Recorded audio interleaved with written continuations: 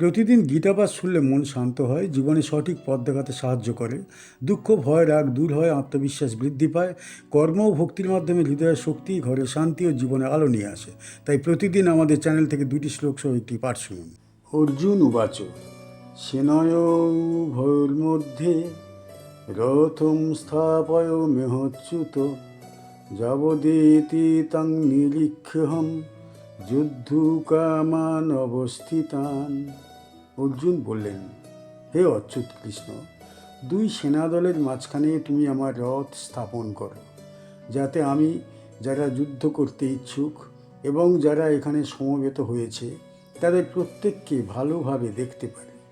অর্জুন উবাচ, অর্জুন বললেন, সেনায় উভয়ের মধ্যে দুই সেনার মাঝখানে রথং স্থাপয়, রথ স্থাপন করে মে অচ্যুত, হে অচ্যুত, হে কৃষ্ণ, যাবৎ যতক্ষণ না তার নিরীক্ষে আমি এদের দেখি, অহং আমি যুদ্ধ কামান যুদ্ধ করতে ইচ্ছুক অবস্থিতান এখানে অবস্থান করছে বা সমবেত হয়েছে। এই শ্লোকে আমরা দেখি যুদ্ধ শুরু হতে চলেছে এবং অর্জুনের মনে তখনও দ্বিধা দ্বন্দ্ব শুরু হয়েছে। তিনি সরাসরি যুদ্ধ করতে চাইছেন না, বরং যুদ্ধের চেহারা, অংশগ্রহণকারী আত্মীয় স্বজন, বন্ধু বান্ধব, গুরুদের দেখতে চান। এখানে একটি মানসিক পরিবর্তনের সূচনা হয়। অর্জুন বুঝতে পারছেন যে এই যুদ্ধ কেবল রাজনৈতিক নয়, এটি নৈতিক, পারিবারিক, আবেগগত ও ধর্মীয় জটিলতার সংমিশ্রণ। তাই তিনি যুদ্ধক্ষেত্রের বাস্তবতা কাছ থেকে দেখতে চান। রথং স্থাপয় মেচ্যুত, এই বাক্যের মধ্যে তার নির্ভরতাও প্রকাশ পায়। অর্জুন জানেন কৃষ্ণই একমাত্র যিনি তাকে সঠিক দেখাতে পারবেন দিশা, কারণ তিনি অচ্যুত, যিনি কখনো পতিত হন না, ভুল করেন না। এই শ্লোকের মধ্য দিয়ে শুরু হয় অর্জুনের নৈতিক সংকট, যা পরবর্তী অধ্যায়ে পরিণত হয় বিষাদের প্রথম অধ্যায়ে। অর্জুনের নিজের বংশধর, বন্ধু, গুরুদের বিরুদ্ধে অস্ত্র তুলতে হবে, এই ভাবনা তার মনে গভীর উদ্বেগ সৃষ্টি করে। তাই যুদ্ধ শুরু হবার আগ মুহূর্তে তিনি পুরো পরিস্থিতি বুঝবার জন্যে নিজের রথ সামনে আনতে বললেন। এটি একটি প্রতীকী মুহূর্ত।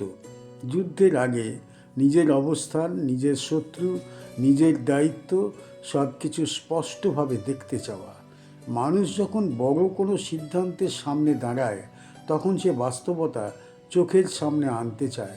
অর্জুনও ঠিক সেটাই করেছেন। এই শ্লোকটি কুরুক্ষেত্রের যুদ্ধ শুরু হবার ঠিক আগে উভয় পক্ষের সেনাদের মধ্যে উত্তেজনা চরম পর্যায়ে, শঙ্খধ্বনি বেজে উঠেছে, যুদ্ধের সংকেত দেওয়া হয়েছে। ঠিক সেই মুহূর্তে অর্জুন কৃষ্ণকে বললেন রথকে দুই সেনার মাঝখানে নিয়ে যেতে।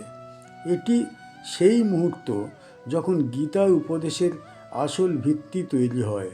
অর্জুনের দোটানা, দ্বন্দ্ব, মানসিকভাবে ভেঙে পড়া। এই শ্লোক থেকে আমরা কি শিখতে পারি? যে কোনো বড় সিদ্ধান্ত নেবার আগে বাস্তব অবস্থাকে পরিষ্কারভাবে দেখে নেওয়া দরকার। দ্বিধা হওয়া স্বাভাবিক, কিন্তু সঠিক দিশা পেতে হলে আমাদের একজন জ্ঞানী উপদেষ্টার প্রয়োজন। বিশৃঙ্খলার মাঝেও স্থিরতা খুঁজে নেওয়া খুব গুরুত্বপূর্ণ। অর্জুন যুদ্ধক্ষেত্রে দাঁড়িয়েও পরিষ্কারভাবে সব দেখতে চান। সমস্যাকে সামনে থেকে দেখা, এড়িয়ে না যাওয়া সমাধানের প্রথম ধাপ। বিশ্বাসযোগ্য পথ প্রদর্শক জীবনে অত্যাবশ্যক।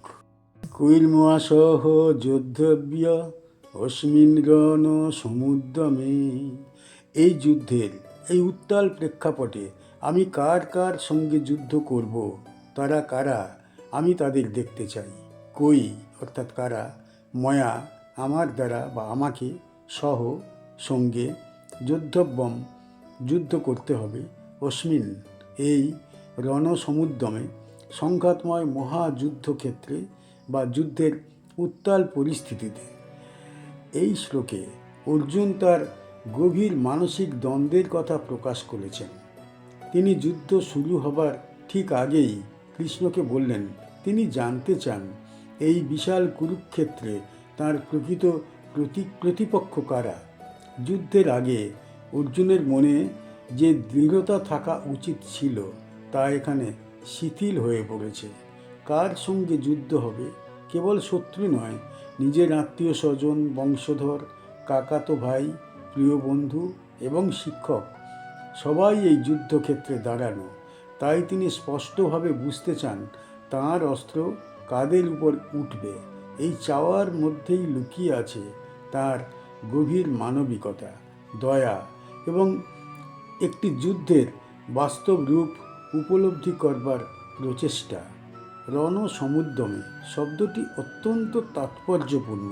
এই যুদ্ধ শুধু শারীরিক সংঘর্ষ নয়, এটি একটি উত্তাল সমুদ্রের মতো, যেখানে নৈতিকতা, ধর্ম, দায়িত্ব, আবেগ সব একসঙ্গে ঘূর্ণি তৈরি করেছে।